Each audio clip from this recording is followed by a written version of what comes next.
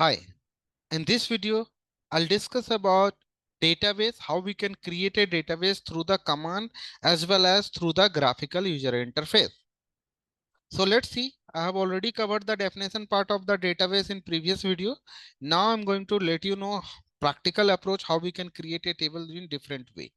So here, I'm going to write down the command. So I'm just removing this. And now I want to create a database.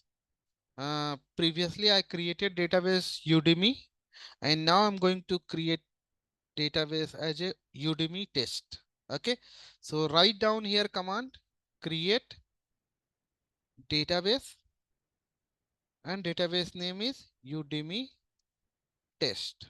Okay, now run it, press F5. So see here, it's created. Now you are able to view this database, but here you are not getting any database name is Udemy test as of now.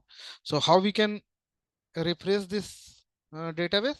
So you have to click on this databases, right click and refresh.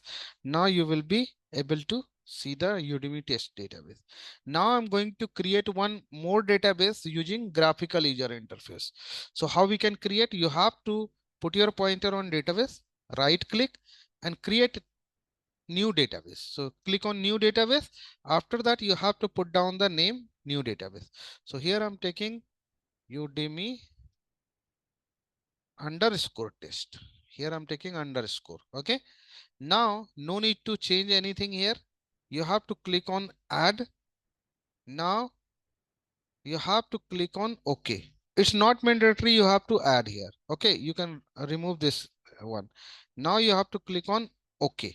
Okay, now you will get Udemy test database. Okay, so this is a way to create Udemy database with the help of graphical user interface, with the help of direct query command.